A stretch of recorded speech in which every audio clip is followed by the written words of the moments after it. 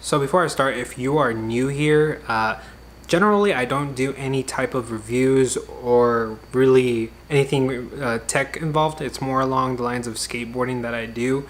But for this video, I actually just wanted to talk about this compact camera that I have been using for the past, I want to say 3 months now. And I wanted to give you guys my take on it and see if you guys are considering to buy it. Do consider these things that I will be talking about today.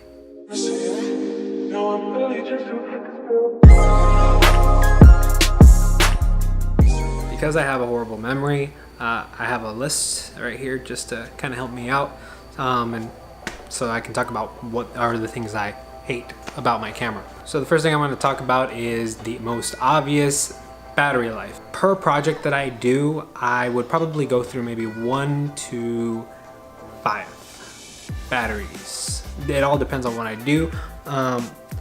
I film a lot of skateboarding, a lot of extreme sports, so I put the camera through a lot, whether it's slow-mo or whether it's, just the regular video shooting. So if you do decide to buy this camera, be prepared to spend a little bit more money on buying extra batteries. This thing is so slippery. There's no grip whatsoever. You're going to have to buy an accessory, something to stick on this so that way you can have an actual grip. But aside from that, practical wise, this has no grip. So if you do buy this camera, just be prepared to always have this on to avoid dropping it and risk breaking it. But there you go, you have a risk of dropping this camera because of the gripless taste. Although I kind of appreciate it just because it gives more to the aesthetic, though not practical. Another more obvious reason why I do not like this camera, again, I'm really nitpicking here just because I thoroughly enjoy using this camera, but for what it is very expensive. You will be spending, well, as of August 2018, I think if you get it new, I think you'll still be spending around $700 to $800. Correct me if I'm wrong. I actually got a good deal on this at Best Buy. It was an open box. Didn't get it used. Didn't get it new, but I got it used. So it cost me around maybe 650 bucks. I got a good deal on it at the time when I did. So I don't know.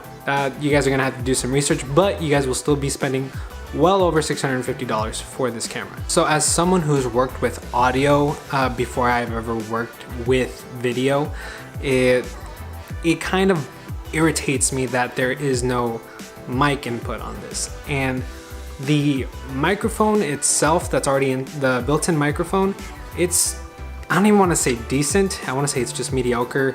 Not the best, not the worst, but definitely you want to consider that reason.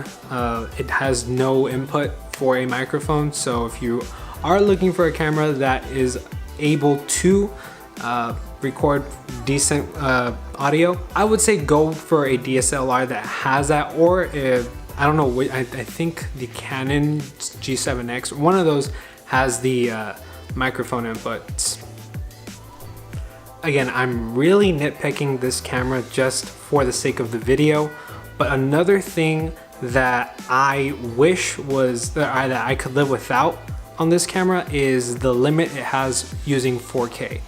Every now and then I get a project or two, contracted through a different company to do a promotional video, and if I want to get a sweet, buttery looking 4K video, this will give it to me, but the workflow, the process of recording this is a bit tedious, just for the fact that you do have only 5 minutes to record 4K. But yeah, so those are my 5 reasons I hate the Sony RX100 Mark V. Very nitpicked video, but again, these are things I could live without. And so if I've missed anything, or if you guys want to add on to it in the comment section below, please do so. I would like to see what you guys have to say, or if you have any other questions, again, comment down below.